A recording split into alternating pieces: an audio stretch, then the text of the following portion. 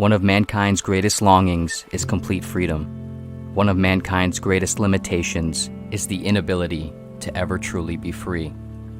We want the frictionless state of our origins. We want the autonomy of a god. We want the sea of reality to part at the whim of our fluctuating individual will. We want, like is so often the case, what we cannot have. Of course, there are many different types of freedom, and there are many layers and nuances within each type. But arguably, absolute freedom, the existential sort, in which one is able to do, feel, and choose what one wants, how and when they see fit, without any kind of coercion, restraint, or imposition.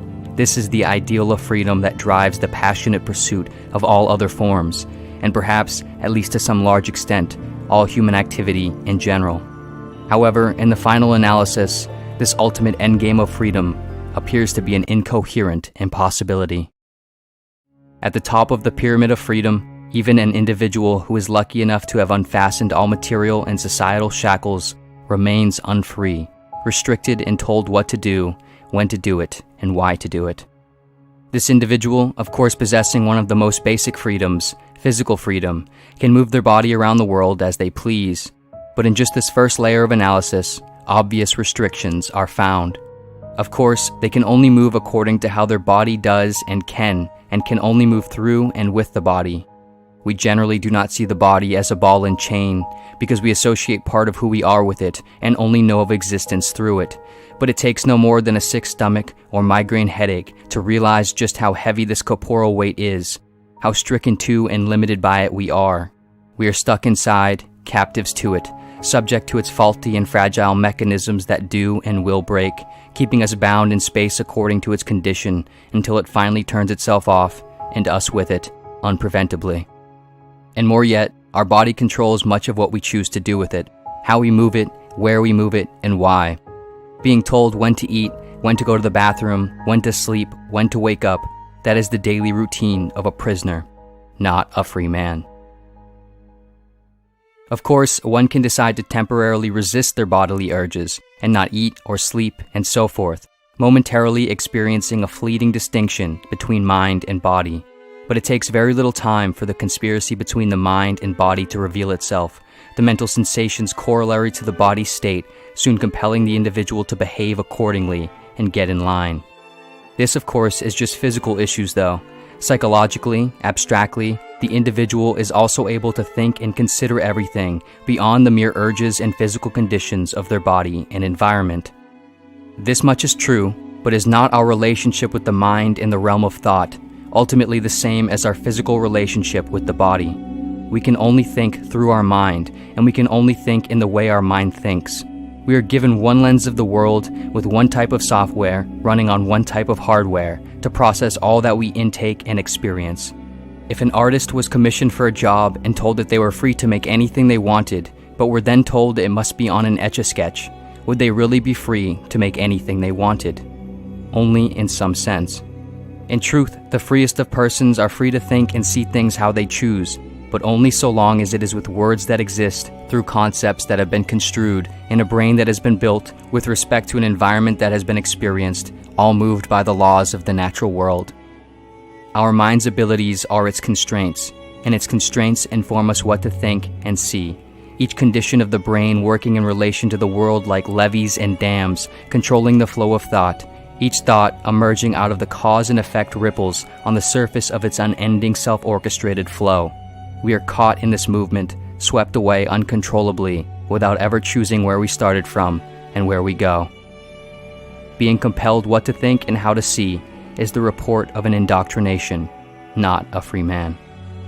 It is a demonstration of humanity's overzealous ego and anthropocentrism to think that so long as no other humans tell them what to do, they are free. Man should undoubtedly strive, fight for, and protect all their earthly freedoms within the physical, social, economic, and political domains of the world. But if and once he has, the remaining unsatisfied existential freedom of which he will continue to drink and run and lust and love to try to attain, perhaps requires a different kind of consideration. Freedom can be manifested only in the void of beliefs, in the absence of axioms, and only where the laws have no more authority than a hypothesis, wrote Emile Cioran. The closest thing to absolute existential freedom, it seems, is freedom from freedom itself. Freedom from the constraints that the concept of freedom imposes.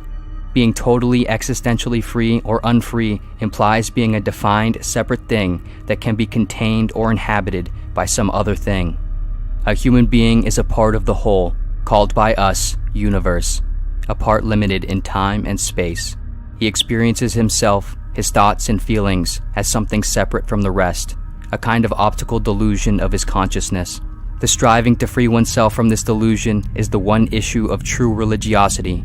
Not to nourish it, but to try to overcome it is the way to reach the attainable measure of peace of mind, wrote Albert Einstein in a letter of condolence to a grieving father. Most would likely agree with the premise that the individual is essentially associated with their brain. But if so, which part of the brain? Which area? Which spot? Can you find it? Can you feel it? Can you locate it when you close your eyes, or point to it if you took a brain scan? No.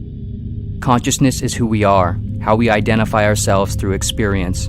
But consciousness is, when distilled down empirically, a strange, empty awareness, malleably undefined and inexorably connected with everything that makes and interacts with it, and doesn't.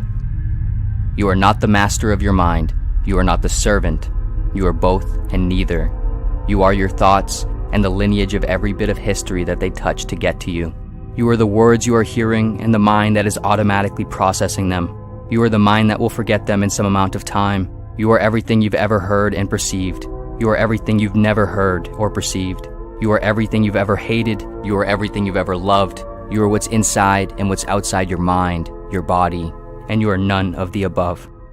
If you exist, you cannot be free. If there is no you, you cannot be contained by anything. Like the desire for perfect, unending happiness, the desire for complete and absolute freedom is likely impossible. But like happiness, it is, in its true ultimate form, a state that comes and goes, unattainable in the ideal, but attainable in the moments in which we surrender to the complete unified image of being, unpluralized, in all its comforts and discomforts, when we cease trying to square circles and placate everything that contests with us, when we stop trying to escape what cannot be escaped. It is the classic lesson, the Chinese finger trap, the Tao in Taoism, Nirvana in Buddhism, the silence of Wittgenstein. The harder one tries, the harder one flails, the more entrenched one becomes. In his poem On Freedom, Khalil Gibran wrote, "At the city gate and by your fireside, I have seen you prostrate yourself and worship your own freedom, even as slaves humble themselves before a tyrant and praise him though he slays them.